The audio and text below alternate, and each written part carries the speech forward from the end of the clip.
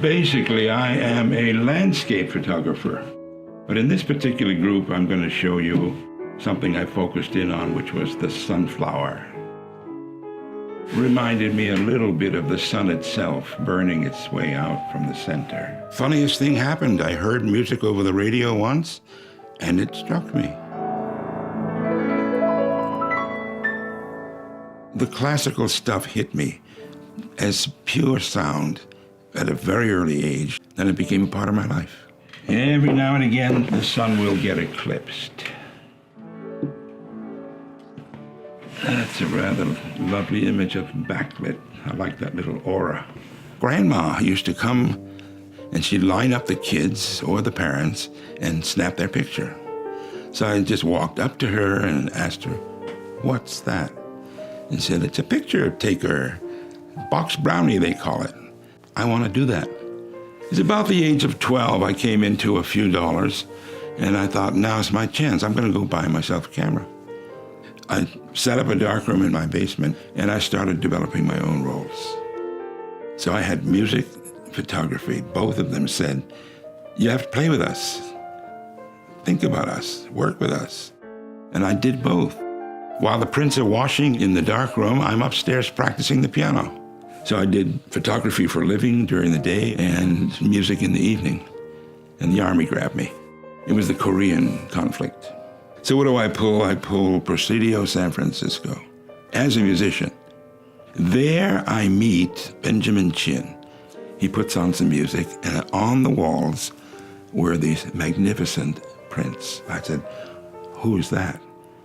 Ansel Adams did that landscape. I said, "Who's he?" "You don't know Ansel Adams, the greatest landscape photographer in America?" I said, "I've never heard of him." "Do you know Edward Weston?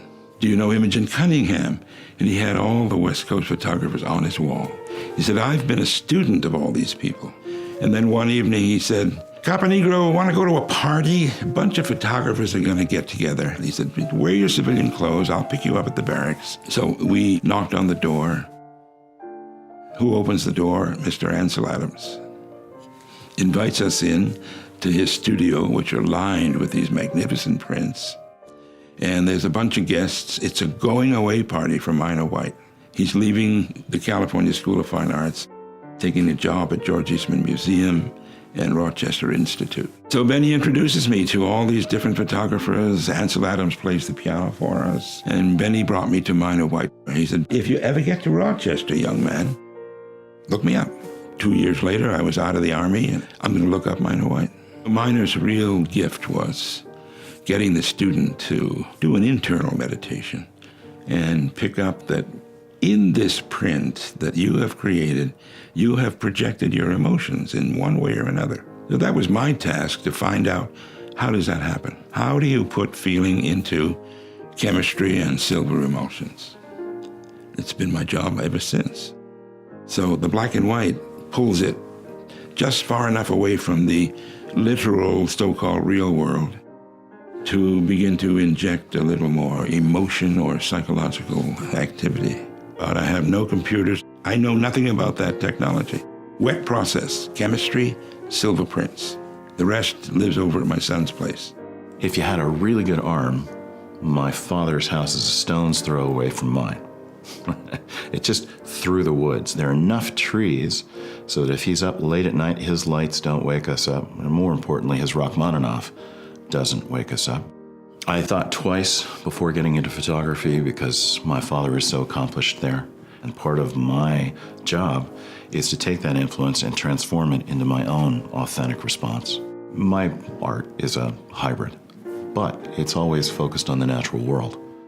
One of the first things when you look at my work is you might be tempted to say, we're no longer in Kansas anymore, Toto. You might ask the question, am I dreaming? More than likely, you're going to see these beautiful wastelands. There are very few organisms in my work. I really want to have a conversation with the land, and these images are a way of participating in that. And I think it's tremendously helpful to align the brain and the heart so they can work together. I think the most important thing to understand is there are many ways of seeing, and that we can be versatile enough to see in many ways. And it's one of the things I try and do in my images. Most of my images show 2 different ways of looking at once, if not more. I received one of the greatest compliments I've had in my life. When a little 4-year-old jumped across the threshold and went, ah, and then the arms start flailing in the air. It's a giant sneeze. Avra was the word that I was using to title the image because I hadn't quite caught up to it yet. It was just a Sanskrit word for breath. Breath, sneeze, close enough. If you can stop that perpetual motion machine, if you can catch the breath of a 4-year-old, success. There's a more recent image of mine out of the Revelation series where I'm taking natural forms like stones, and in this case, ice, and creating a symmetry from them. You get a powerful sense of something looking back at you. And it's a quality that I look for in a lot of my work, is that communion, that dialogue with nature. Running white deer. It's just an unusual situation in Ireland. I waited patiently. I thought, well, the deer they're just gonna disperse. One deer took the lead and they all followed him, and I thought, unbelievable. Now, the Irish light is rather soft, and it was toward the end of the day. So I was not able to get enough exposure to use a speed that would stop the action of the deer. So that's why the deer are moving. It turned out to be quite a magical image. I used to bring fruit and vegetables back to the apartment and make these still life setups. And I set up a bowl of fruit, and this one apple kind of stuck out, and I thought, yeah, we'll do the whole bowl, but then focus on that apple.